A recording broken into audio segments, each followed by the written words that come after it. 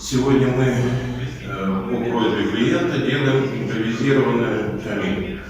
Ну как сказать камин? Не камин, а просто как бы небольшую нишу из газосиликатных блоков. Габариты блока 15-25 на 62,5 сантиметра. Такие блоки мы будем использовать в качестве стоек. Крышку мы будем использовать блок 40-20 на 62,5. Для того, чтобы установить блок, я использую вот такой вот клей для блока фирмы Волпа. На этот клей я установил все вот эти вот стены. То есть надежность у него хорошая, держит крепко. Что я буду делать первоначально? Соответственно, мы берем блок наш, так как он будет стоять вот в таком положении, шириной 20 сантиметров, 25 сантиметров к стене плоскости. Мы его кладем на бок. Я уже развел клей, стену предварительно прогрунтовал, наносим клей на блок и с помощью вот такой вот гребенки для плитки я его растягиваю по всему блоку.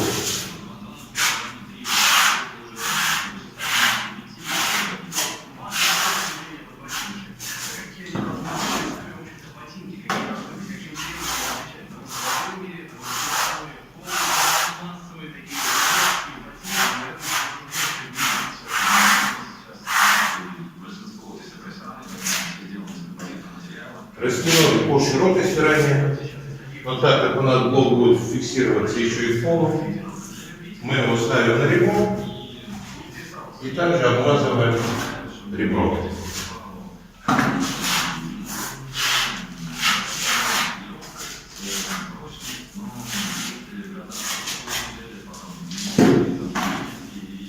Переворачиваем блок и устанавливаем блок. Здесь я предварительно уже очертил линию вертикальную. Выставили по линии, придавили внутренние стеночки к полу.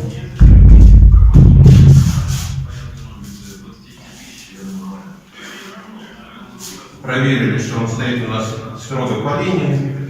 Все, этот блок мы оставляем. Сейчас ставим с этой стороны блок. Высота камина будет у нас вверх столешницы 1,30 м, глубина, ширина столешницы, так как я вам говорил, она будет 40, нам надо доставить сюда еще блок. Вот у нас есть еще один блок, мы его устанавливаем сверху и отчерчиваем, но отчерчиваем не ровно по линии, а отпускаем где-то около 3 мм, для того, чтобы у нас был шов стыковочный между этими двумя блоками и стыковочный шов между вот этой добавкой и столешницей.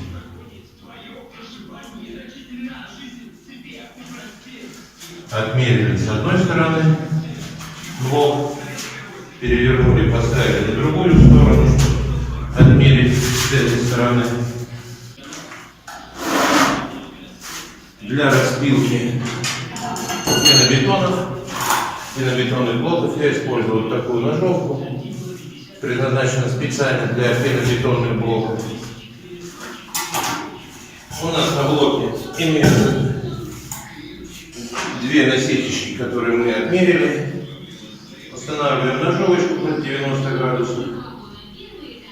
Рукоятку по отношению к полотну самому находится ровно 90 градусов. Подставляем, черпим линию с одной,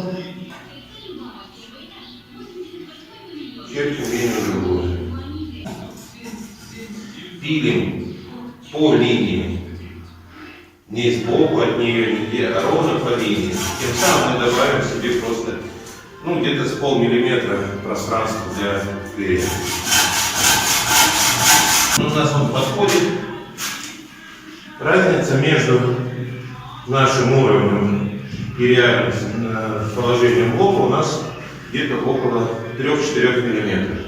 Как раз нам хватит для того, чтобы здесь положить нам смесь, и сверху мы будем укладывать смесь для того, чтобы зафиксировать столешницу. Сейчас я буду перепиливать другой блок. Когда перепилю, я вам все покажу дальше. Оба блока. Сейчас будем также их приклеивать. То есть также мы обмазываем сторону широкую и торцевую сторону стыковую с нижним блоком. Укладывать мы на нижний блок будем ровной заводской стороной, не нашим пилом. Ну вот, пока наши блоки стоечки подсыхают, я отпилил блоки, которые будут использоваться под столешницу, вдоль, подогнал под ширину 15 сантиметров блока, проделал вот такие канавки, для того, чтобы в них у нас стал угол, на который будет лежать наша столешница. Подогнал все блоки, чтобы у них по внешним сторонам наших стоек они сходились полностью. Сейчас их будем устанавливать на свое штатное место.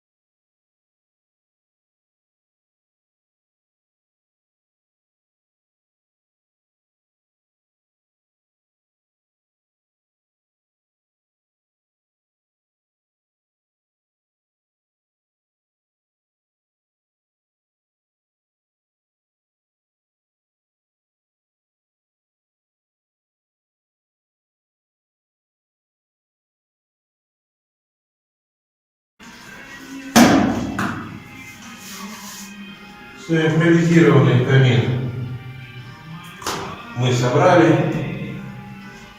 Сейчас будем отделывать его малярными углами. Но дадим сначала чуть-чуть клею подсохнуть. И вот, друзья, прошел наш день, блоки полностью застыли, вся наша клеевая смесь застыла. И сейчас, как я вам обещал, буду показывать, как я обрабатывать буду края блоков малярными уголками. Мы берем малярный уголок, оцинкованный малярный уголок. Он выглядит вот так с перфорацией. И ножницы по металлу. Ну, нам необходимо будет ножницы по металлу и рулетка. В данном случае мы можем подставить сюда уголок, не отмеряя ничего рулеткой. Мы его подставляем. Надрезаем по верху блока. Надрезали и отрезаем его полностью.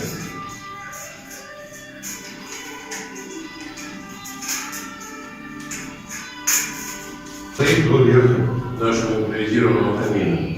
Но так как мы сверху, с этой стороны и с этой стороны будем класть также малярный уголок, нам необходимо вот эти грани, эту и эту грань, зарезать под угол 45 градусов. Ну, примерно, можно даже чуть больше.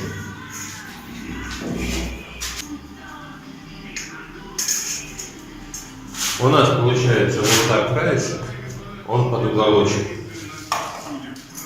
Я вчера зарезал одну сторону, которая будет сверху здесь лежать. Я вам просто покажу, например, что вот если они у вас сошлись, то у вас уголочек пойдет к уголочку. Здесь ничего, никаких наплывов не будет, будет очень легко штукатурить. Таким образом мы будем зарезать все уголочки, все углы, подгонять их. Потом будем их устанавливать уже на штукатурную смесь. Штукатурную смесь я уже развел. Ну вот, мы нарезали все наши заготовки малярных углов. Как мы их будем цеплять? И тут мы берем на шпатель штукатурку, наносим ее на наши углы блока.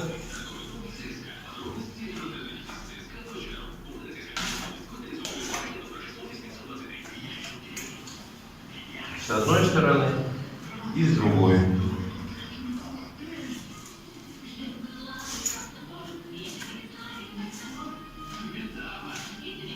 Нанесли, подставляем просто пока уголок и его вдавливаем, чтобы края, чтобы кромочки малярного угла прижались к блоку.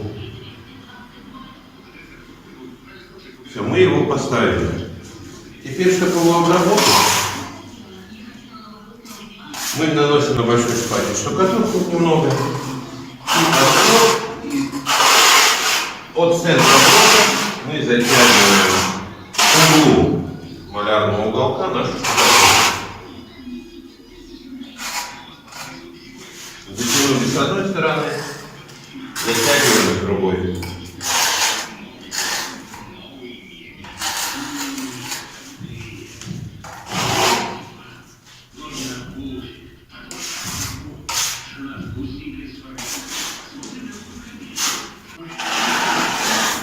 Так, затянули одну сторону. Также поступаем со всеми этими углами малярными нашими. Также излишки по углам, то, что у нас свисает, мы убираем. Вот таким макаром получается, вот так, наверное, будет лучше видно. Вот таким образом у нас получаются абсолютно ровные грани у наших блоков. Не надо ничего мучиться, не надо ничего выдумывать, потому что за нас это уже давно выдумали все. Сейчас я установлю все остальные наши малярные углы и начну уже отштукатуривать полностью наш импровизированный камин. Когда я все это отштукатурю, я покажу, как он будет выглядеть. Ну вот я поставил все малярные углы, все это отштукатурил, все торцы, все полностью. Вот такой импровизированный камин у нас получился. Чем дальше будет отделывать его, чем я его дальше буду отделывать, я пока не знаю, потому что клиент сам пока ничего еще не знает, они там думают, решают, или обклеивать его обоями и красить, или просто красить, или они хотели еще обложить его декоративным камнем.